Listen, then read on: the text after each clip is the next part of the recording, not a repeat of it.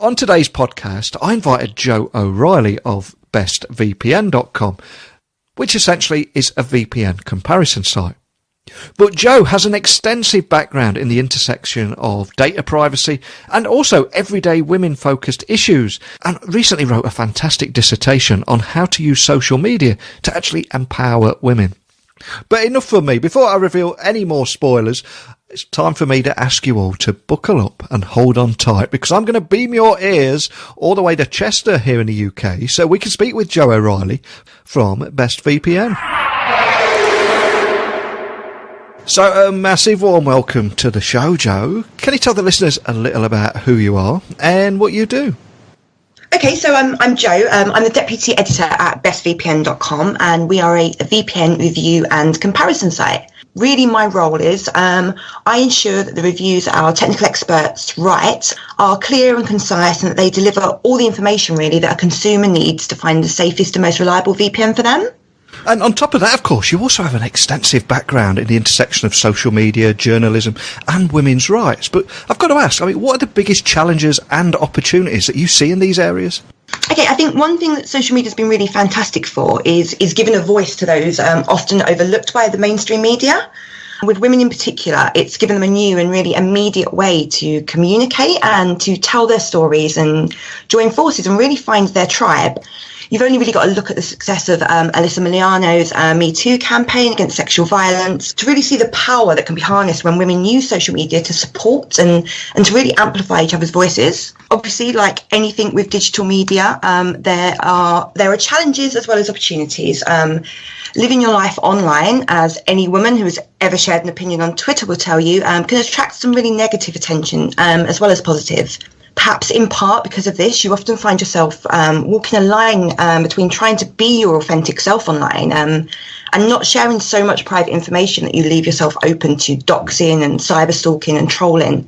And I'm so glad you brought that up, because when I was researching you before inviting you on here, I read a fantastic dissertation written by you on how to use social media, but to empower women. Can you tell me more about that for people that haven't seen it, and maybe just offer a bit of an overview of that dissertation?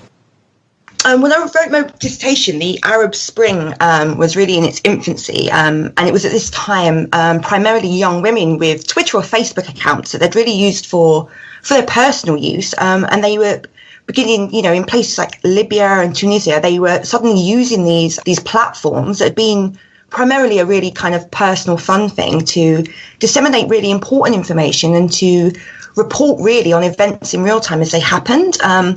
Much of the mainstream media at the time was kind of unable to comprehend or effectively report on what was happening on the ground. And it was often these women that were really shining a light on the events.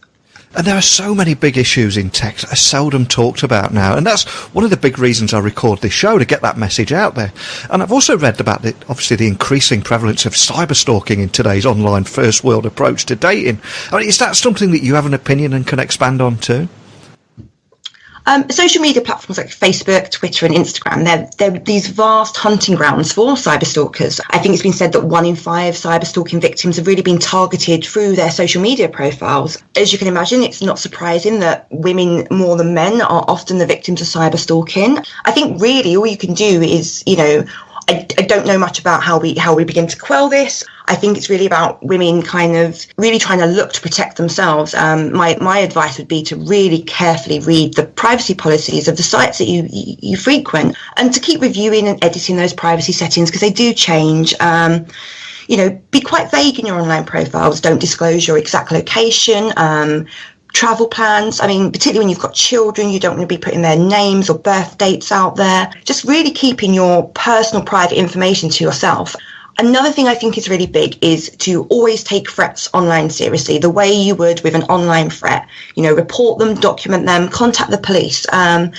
Threats online are just as serious as threats made to you in person, and really to be aware and protect yourself and take those seriously.